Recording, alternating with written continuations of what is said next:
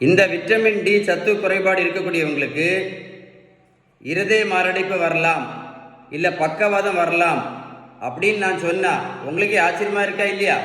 ஆமாம், கண்டுபிடிச்சிருக்காங்க. என்ன அப்படின்னா, இந்த விட்டமின் டி சத்து குறைபாடு இருக்கக்கூடியவங்களுக்கு என்ன ஆகுது அப்படின்னா, நம்ம இரத்த குழாய்களுக்கு உள் பக்கத்தில் பாதிப்பு. என்ன பாதிப்புன்னா, எண்டோதீலியல் டேமேஜ், இல்லைன்னா கால்சிஃபிகேஷன், இல்லைன்னா அத்திரோஸ்க்ளிரோசிஸ், இந்த மாதிரி பாதிப்பு இரத்த குழாய்க்கு உள் பக்கத்தில் வர்றதுனால இந்த விட்டமின் டி சத்து குறைபாடு உள்ளவங்களுக்கு என்ன வருது? பக்கவாதமும் இருதய மாரடைப்பும் வரலாம் கண்டுபிடிச்சிருக்காங்க.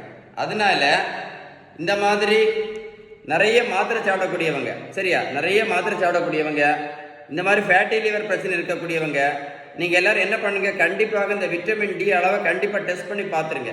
ஏன் அப்படின்னா, இந்த விட்டமின் டி எவ்வளோ ஆபத்து அப்படின்னு பார்த்தீங்க அப்படின்னா, இந்த விட்டமின் டி குறையினால நீங்கள் நிறைய பேர் பார்த்துருப்பீங்க, சுகருக்கும் ப்ரெஷருக்கும் நிறைய வருஷங்கள் மாத்திரை மட்டும் போட்டுகிட்டே இருப்பாங்க, கஷ்டப்பட்டுட்டு இருப்பாங்க. பார்த்துருக்கீங்களா இல்லையா? அது மட்டும் இல்லை, விட்டமின் டி சத்து குறைபாடுனால தூக்கம் வராமல் தூக்கத்துக்கும் நிறைய பேர் மாத்திரை போடுவாங்க. பார்த்துருக்கீங்களா?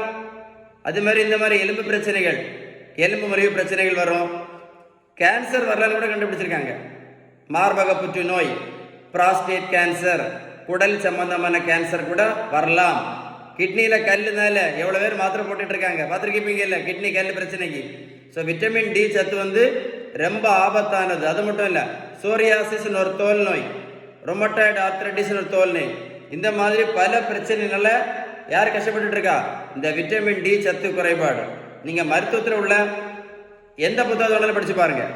இந்த விட்டமின் டி சத்து குறைபாடு வராமல் இருக்கணும் அப்படின்னா, இல்லை அப்படி இல்லை வந்த பிறகு நம்ம என்ன ட்ரீட்மெண்ட் பண்ணணும்னா, அவங்க சொல்லக்கூடிய பெஸ்ட் ட்ரீட்மெண்ட் பேலன்ஸ் டயட் மட்டும்தான். ஃபர்ஸ்ட் அவங்க சொல்லக்கூடியது பேலன்ஸ் டயட் மட்டும்தான். ஏன் அப்படின்னா, ஃபர்ஸ்ட் பேலன்ஸ்டு டயட்டு, அடுத்தது சன்பாத், வெயிலில் ஒழுங்காக நிற்க சொல்கிறாங்க, அப்புறம் என்னது மாத்திரை, கடைசி தான் மாத்திரையும் சில டைமில் இன்ஜெக்ஷன்லாம் போடுவாங்க.